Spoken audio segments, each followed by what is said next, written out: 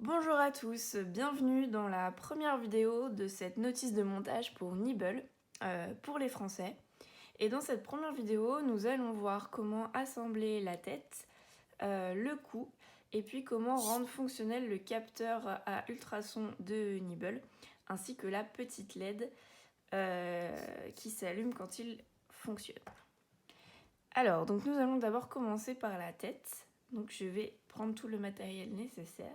Voilà, donc là on a tout ce dont on a besoin pour commencer le montage de la tête. Voilà, juste pour le début.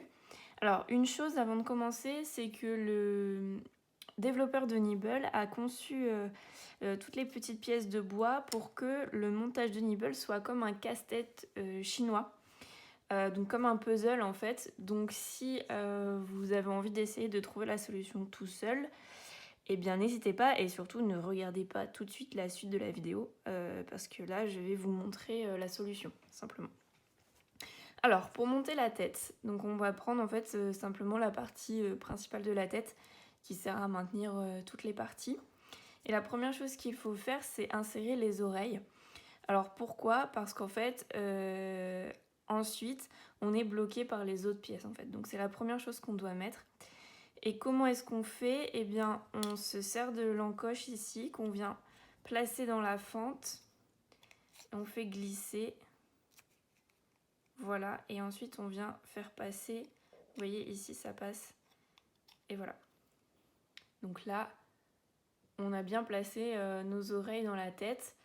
Parfois, elles vont un peu nous gêner, mais c'est vraiment la seule solution pour pouvoir monter tout simplement la tête.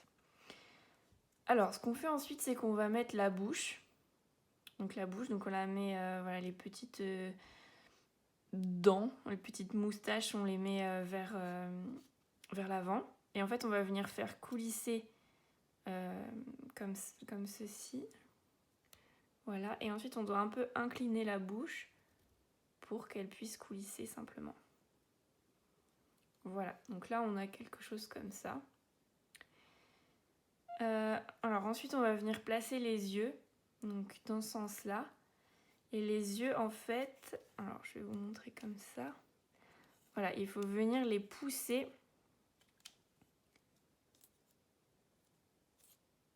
tout au bout. Ouais, ici, là, c'est poussé jusqu'au bout.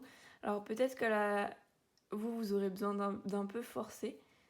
Mais voilà. Donc là, on a quelque chose comme ça pour le moment. Et on va venir bloquer la bouche, en fait, avec le menton. Alors le menton, pareil, on le fait glisser dans la petite fente. Alors c'est là que les oreilles peuvent un peu gêner.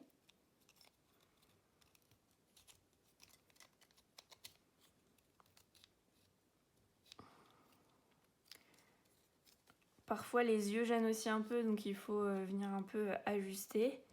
Voilà, et ici, en fait, il y a un petit loquet et vous devez venir enfoncer ce loquet dans la bouche.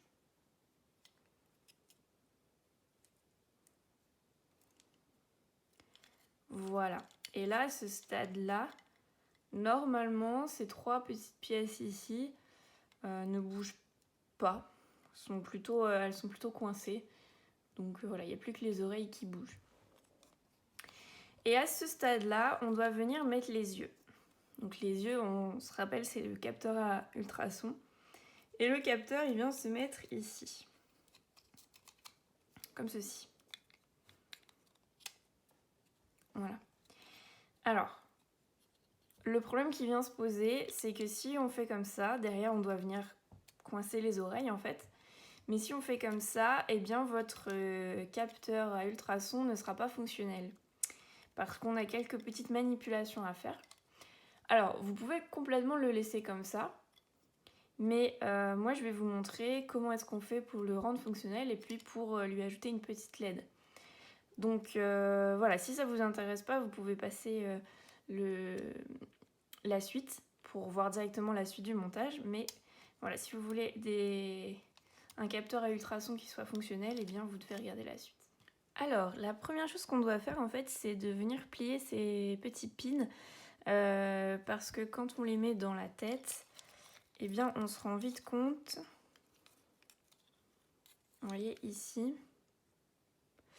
on se rend vite compte qu'ils sont difficiles d'accès en fait et que ça va être très compliqué de venir brancher des fils si on ne les plie pas. Donc ce qu'il faut faire en fait, c'est qu'il faut les écarter comme sur la photo qui s'affiche, et donc vous devez plier les pins. Voilà, vous voyez, j'ai plié mes pins, et si je viens mettre le capteur dans la tête, eh bien on voit bien que... Alors, voilà, on voit que j'ai accès à aux 4 pins. Alors, la première chose que l'on va faire, c'est la plus simple. On va commencer en fait par souder cette petite broche sur la nightboard. Alors c'est d'ailleurs la seule étape que vous avez à faire si vous souhaitez simplement faire fonctionner le capteur à ultrasons. Si vous n'avez pas besoin de la LED, voilà, c'est vraiment la seule chose que vous avez besoin de faire. Donc nous on va donc souder la broche en fait comme ceci sur la nightboard. Alors 2 choses. D'abord on branche sur les pins où il y a marqué D8, D9, D10 et GND. Donc voilà, c'est pas n'importe quel pin, il faut vraiment que vous repériez ces pins là, D8, D9, D10 et GND. Ça c'était la première chose, et la deuxième chose c'est qu'il faut faire attention au sens en fait dans lequel on va venir souder notre broche. En fait on veut que les pins soient vers le haut sur cette face là, et cette face là en fait ça correspond au dessus de la carte. Ici vous avez le dessous. Et nous, on veut que les pins dépassent en fait du côté du dessus. En fait, on veut venir brancher les fils par le dessus, simplement. Donc, quand vous avez bien vu que vous avez mis votre broche sur les bons pins et dans le bon sens, on retourne la carte. Alors, si c'est la première fois que vous soudez, je vous conseille quand même de regarder des tutos sur internet et de vous entraîner avant, parce que bon, on veut quand même pas abîmer la carte. Et puis dans tous les cas, pensez bien à protéger votre plan de travail. Bon alors, rapidement, ce qu'on fait, c'est qu'on étame la panne du fer et on vient étaler l'étain en fait. Et puis après, eh bien, on vient chauffer. Voilà, alors ce qu'il faut vérifier, c'est que les soudures ne se touchent pas et qu'on englobe bien toute la partie métallique. Alors, si vous voulez vérifier vos soudures et que le courant passe bien, si vous voulez, vous pouvez utiliser un multimètre en mode ohm-mètre. Donc là, sur le petit logo ohm. Et en fait, on va juste vérifier qu'on a une résistance, que le courant passe simplement. Alors, si vous avez le matériel nécessaire, n'hésitez pas à vérifier. Donc vous prenez un côté, vous le mettez sur la broche par exemple. Voilà, et vous testez directement sur votre soudure. Voilà, et là sur votre ohm-mètre, vous devez voir apparaître une valeur en fait 0 de préférence. Mais tant que la valeur change, c'est que c'est bon, il y a du courant qui passe. Voilà, et quand vous avez vérifié pour les 4 broches que tout va bien, eh bien votre capteur à ultrasons va être fonctionnel. Et maintenant, nous, on va regarder comment faire pour y ajouter une LED. Alors, pour la LED, ça va être un petit peu plus compliqué que pour souder la broche, mais bon, ça reste complètement accessible. Alors, la première chose qu'il faut faire, c'est qu'il faut que vous repériez dans votre LED la branche la plus longue. Donc, si je vous montre, vous voyez que celle-ci est plus longue que les autres. En fait, ça correspond au pôle moins. Et donc, ce que vous allez faire, c'est que vous allez la décoller un peu des autres pour faire quelque chose comme ça. Voilà. Et dans le même temps, vous allez plier la LED pour qu'elle soit environ à 45 degrés, comme ceci. Voilà, donc une fois que vous avez votre LED pliée à peu près à 45 degrés et la patte la plus longue un peu détachée des autres, vous allez pouvoir prendre la résistance, enlever les petits morceaux de papier, voilà. Et ce que vous devez faire en fait, c'est venir placer la résistance sous la branche la plus longue. La branche la plus longue, vous pouvez la replier sur la résistance. Ok, comme ceci. Et vous venez plier une branche, n'importe laquelle, de la résistance au-dessus de la grande patte. Ok, et c'est ça qu'on va venir souder en fait. On va souder ces deux branches-là ensemble. Alors, au final, ça va vous donner quelque chose comme ça. Voilà. Alors pareil, là, on va tester pour voir si le courant passe bien entre nos deux tiges. Donc, ce que vous pouvez faire, c'est que vous pouvez prendre une des pattes de la résistance. Voilà. Et puis, de l'autre côté, vous mettez sur la branche, normalement, il doit y avoir du courant qui passe. Et voilà. Et moi, c'est bien le cas. Vous voyez sur mon cadran que ça a bien changé. Ok. Puisque j'ai du courant, je vais pouvoir venir couper ma petite patte ici qui dépasse de ma résistance. Voilà. Très bien. On va pouvoir passer à la suite. Alors, une fois que c'est soudé, on va garder encore cette patte-là de la LED. Normalement, on doit la couper, mais on va la garder pour le moment au cas où il y aurait un problème. Nous, tout ce qui va nous intéresser, en fait, ce sont les trois autres, les trois plus courtes maintenant. Et on va venir, en fait, les souder sur le capteur à ultrasons. Alors, je vais vous mettre la photo, en fait, de ce que ça va donner. Ce sera plus parlant. Mais en gros, on va venir placer notre LED au milieu, comme ceci. Et on va venir souder les pattes de notre LED sur le dessus, en fait, du capteur à ultrasons. Alors vous devez faire attention à plusieurs choses.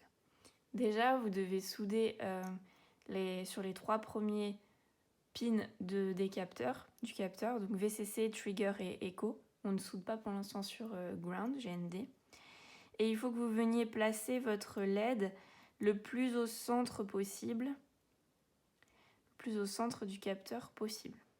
Alors la technique, si vous voulez vous simplifier la vie, n'hésitez pas à mettre un peu d'étain sur le bout de votre panne et puis de venir en fait le déposer comme j'ai fait. Juste pour venir fixer votre LED. Et comme ça après elle tient, vous voyez. Et vous pouvez venir la replacer simplement. Voilà, alors vous devez obtenir quelque chose comme ça. Évidemment, encore une fois, il faut faire très attention à ce que les soudures ne se touchent pas entre elles pour éviter les courts-circuits. Et puis là encore, on va venir vérifier que le courant passe. Alors en prenant d'un côté la broche du capteur et de l'autre côté la broche de la LED qui dépasse. Et là sur mon multimètre, on est bien passé à 0. Donc celle-là c'est bon.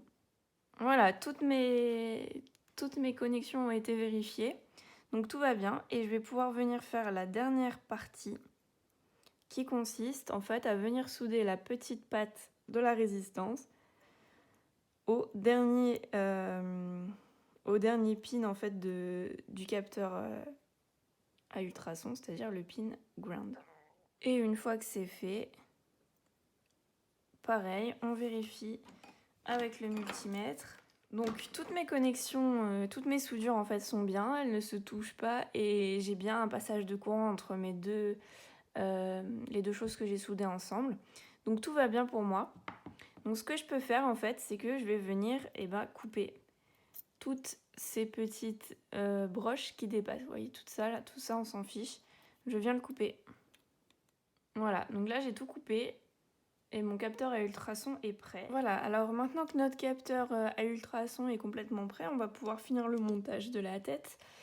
Alors, donc pour rappel, il faut venir glisser le capteur comme ceci. Voilà, il faut venir l'enfoncer jusqu'au bout.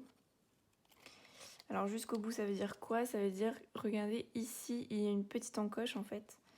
Et vous verrez que votre capteur vient s'y mettre parfaitement. Et une fois que c'est fait, donc vous venez placer cette petite encoche là dans celle-ci. Et vous allez venir faire glisser vos oreilles.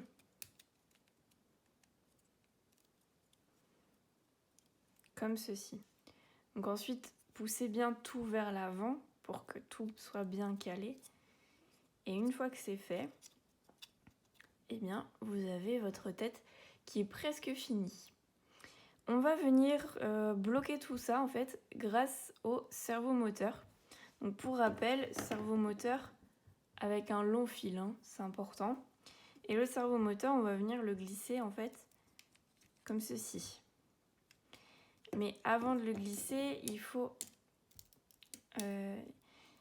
faire attention parce que le fil doit passer dans l'encoche comme sur la photo là vous voyez sur l'écran. Et donc, voilà, il faut garder le fil à l'extérieur. Alors c'est pas facile à mettre, hein. Il faut le pencher un peu. Voilà.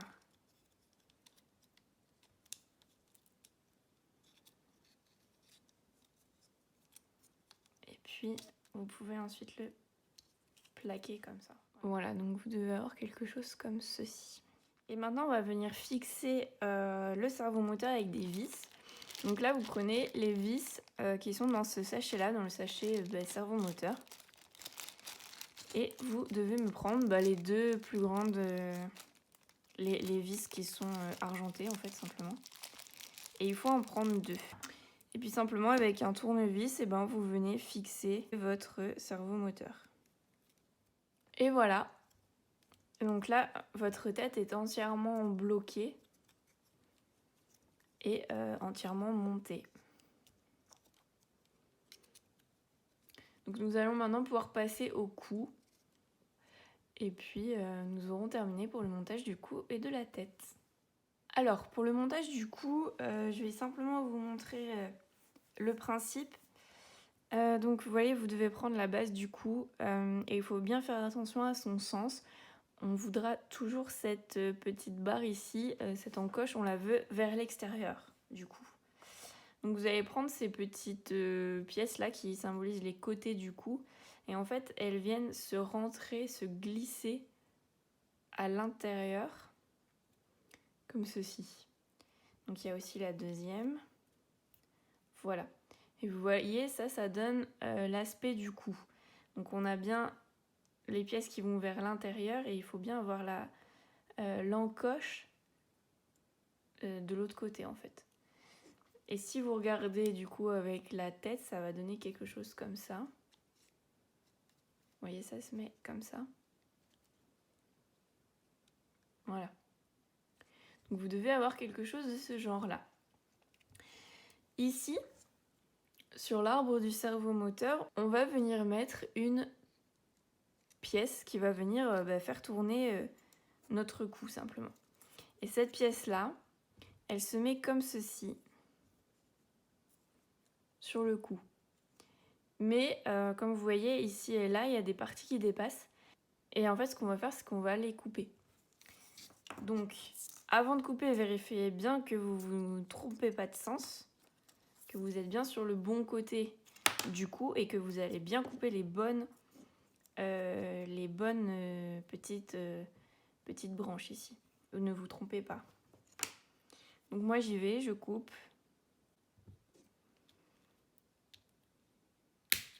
Faites bien attention au sens des dents hein, à l'intérieur de la pièce. Évidemment, le côté cranté va directement sur l'arbre du cerveau moteur. Donc faites attention aussi. Et voilà, si je vérifie, ce sera bon. Ok. Donc je vais démonter, ça c'était juste pour vous montrer. Voilà, alors maintenant je dois visser ma petite pièce de plastique sur ma pièce de bois. Alors avec quelle vis? Eh bien avec les vis qui se trouvent dans le deuxième sachet, le sachet des vis de montage. Et je sors 2 vis, voilà, et je vais venir visser. Alors en fait pour visser c'est pas évident parce que le constructeur de Nibble a voulu remplacer les vis et il a mis des vis à bout plat pour pas qu'on se blesse.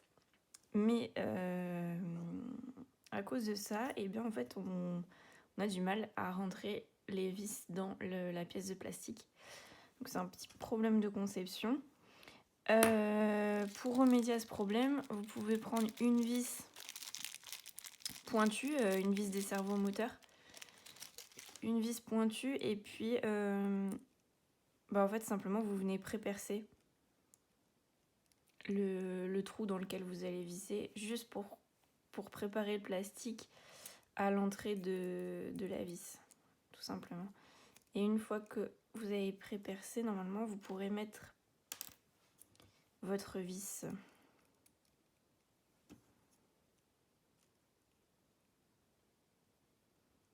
Voilà. Puis après ça va tout seul. Donc n'hésitez pas à faire cette étape de préperçage, ça va vous faire gagner du temps. Voilà, donc une fois que c'est vissé, vous obtenez quelque chose comme ça, qui doit bien être de ce côté.